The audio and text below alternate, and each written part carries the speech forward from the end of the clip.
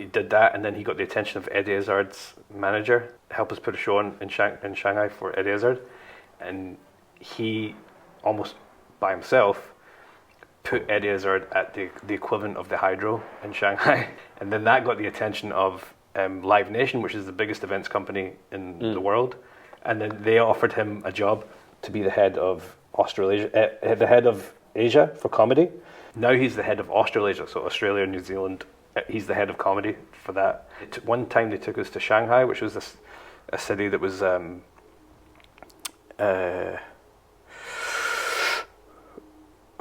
or 5 hour drive, 3, 4, I can't remember. So, far enough. And they took us there for a day or two, and then I got to Shanghai and then realized I saw so many foreigners, and I realized like this city is it's like New York.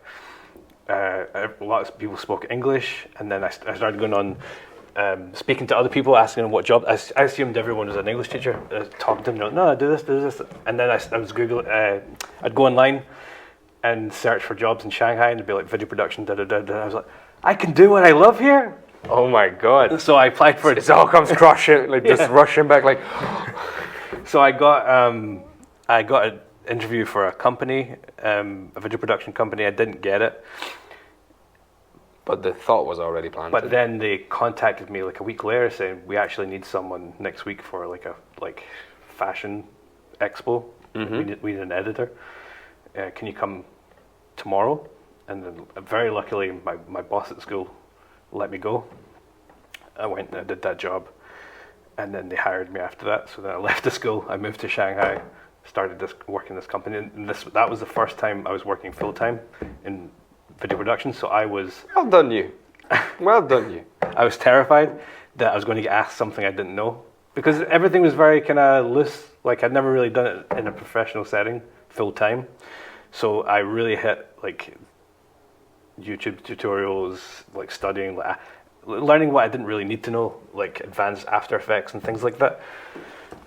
And I'm guessing most of this was happening in English.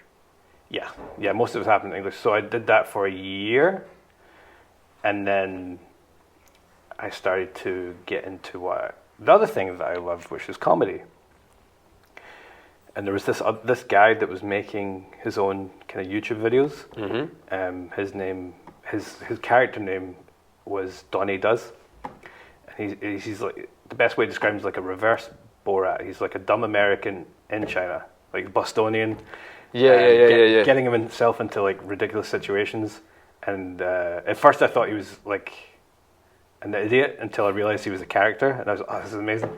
So I luckily ran into him one night. I was like, I'd love to make stuff with you.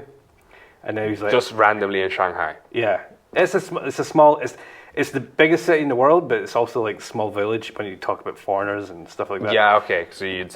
And I said, I'd love to make stuff with you. And then he told me that he just got hired by a startup company that were making cross-cultural comedy content. And he put me forward to the boss. And then the boss asked me to come work for him. So I left that company, went there. I was making comedy again. Kind of the first time, like full time. And then I was directing, doing camera work, and did that for a year.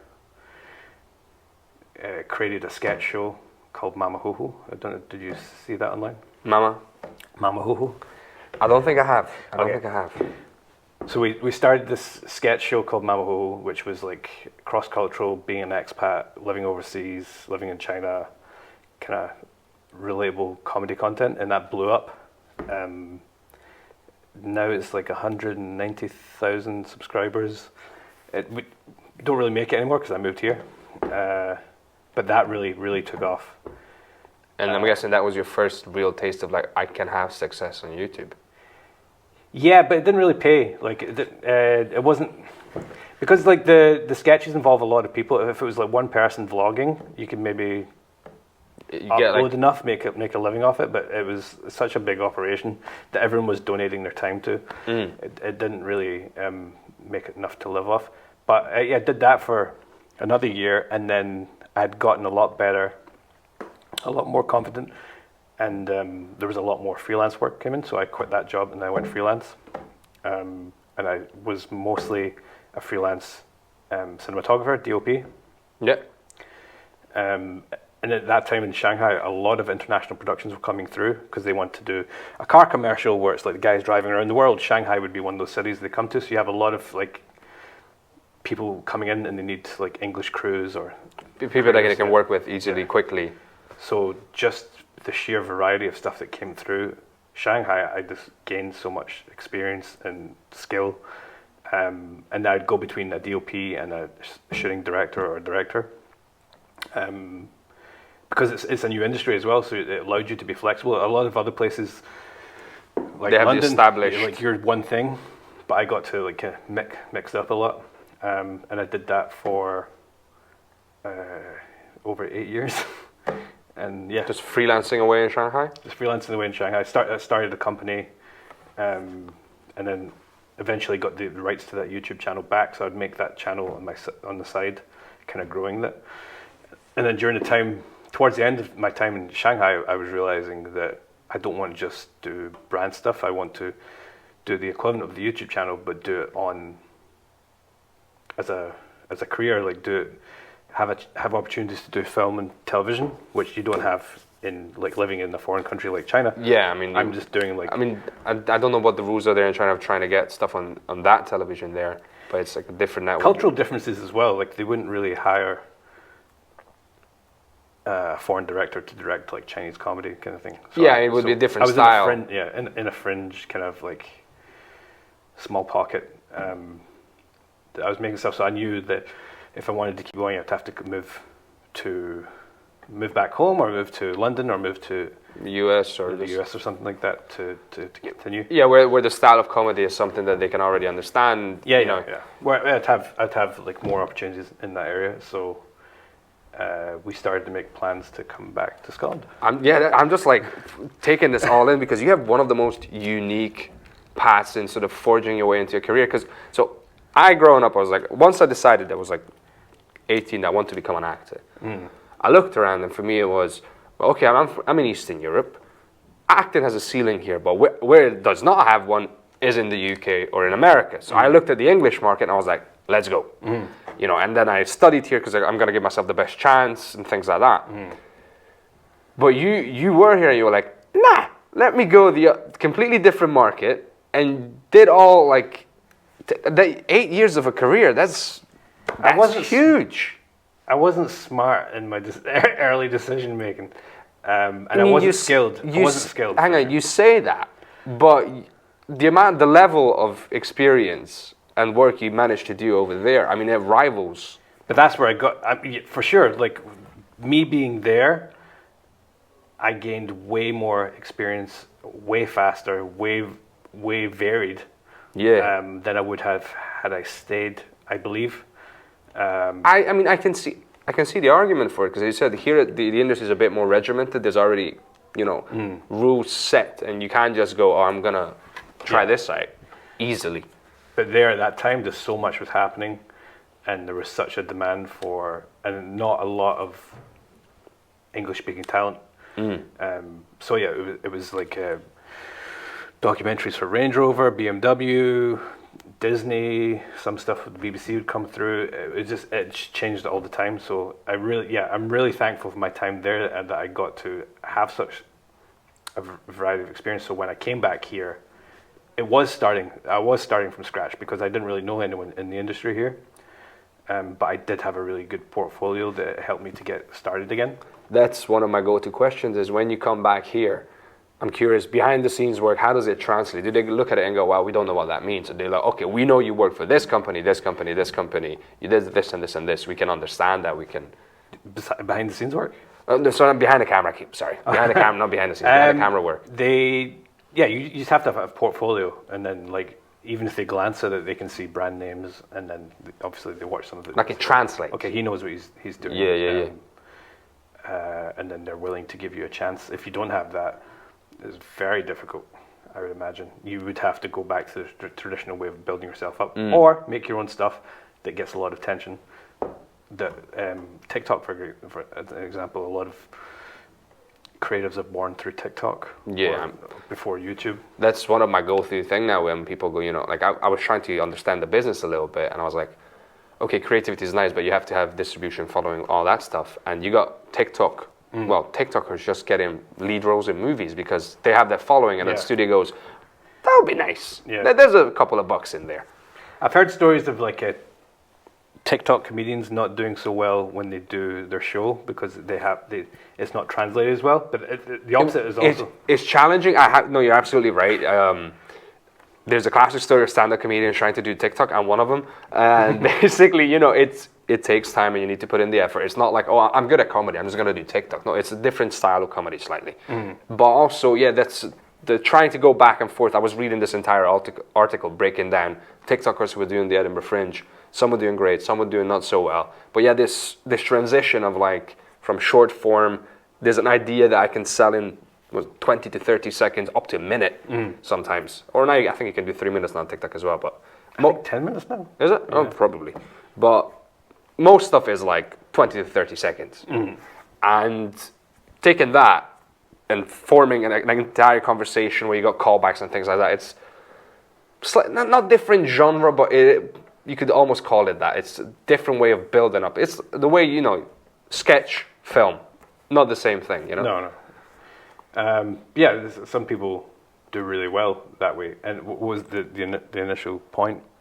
Was how to build yourself up. Yeah. It's just distribution. Yeah, it's either through doing your own stuff or it's through working your way up the ranks these days, I think. Fair enough, man. I love this idea that you literally just backhanded yourself into like a... Not by purpose, I was just lost. I had nothing better to do. I was lost, and then... I still had a drive to like... Even when you're lost, if you still have, if you don't give up completely, like you took a break, and then the moment you found an opportunity, you launched at it. I remember someone saying when I took the teaching job, I think I posted something on Facebook or something, and then someone said, "Congratulations on your new career." And I was like, "No, I'm just doing this. It's just a working holiday. I'm still, I still want to be a director." That's when they said that, it scared me. I'm not doing this forever. I'm just like, taking a year out there. I was so excited to discover Shanghai. Like, was like this place a few hours away that was like I could do any job. At that time I was so excited. I'm still just like taking this all in. Like, this is fucking amazing. Well done, you, man. Honestly, we had this amazing kind of group kind of built out of it as well. We had, as I said, Donnie. His name's Zach. We had my friend Andy and a bunch of comedians, and Andy was trying to start like stand-up shows in Shanghai, which didn't really exist. So he was like hiring the corner of a bar and putting on a show. Everyone was kind of like figuring out a way to do things and really like growing from it. So he went from that to he started bringing over big acts from America. So he became a full-on promoter. He did that, and then he got the attention of Eddie Izzard's manager, saying, "Would you like to put a show on? Help us put a show on in Shanghai for Eddie Izzard." And he, almost by himself, put Eddie Izzard at the equivalent of the Hydro in Shanghai by himself, and then that got the attention of Live Nation, which is the biggest events company in the world, and they were like, "Who are you?" And then they offered him a job to be the head of Australasia, the head of Asia for comedy. They took him on. Now he's the head of Australasia, so Australia, New Zealand. He's the head of comedy for that. Zach, who's Donnie Does, is now working for Barstool Sports, which is a huge... Yeah, I have heard of Barstool Sports. I'm not complete. And he's very well known now, getting a lot of success from that. So it was just this kind of magic time. I think right place, right time. Yeah. Just there was enough freedom and enough flexibility, and then like enough like energy and like. And there was also gaps like to fill. Yeah, there was a market as well. Because if it's already a saturated market, which I think the UK can be a saturated market a little bit. It might feel like it. Yeah, like especially a lot more competition. Yeah, on the acting side, there's so many actors. Like every year, there's like another couple of thousand. or probably more actors just entering the, wide-eyed and full of dreams. I mean, and then for like at that time in Shanghai, if you wanted a English-speaking director who lived there, who spoke a little Chinese, then you had like a handful of people to select from. So it was so you were in a lot more demand. Yeah. Again, it's just fucking wow, just walking into one of the biggest upcoming markets without realizing it, and just grabbing life by the balls, pretty much. Yeah, it was a great way to spend my 20s and early 30s for sure. Nice. Well, again, well done you. Well done you.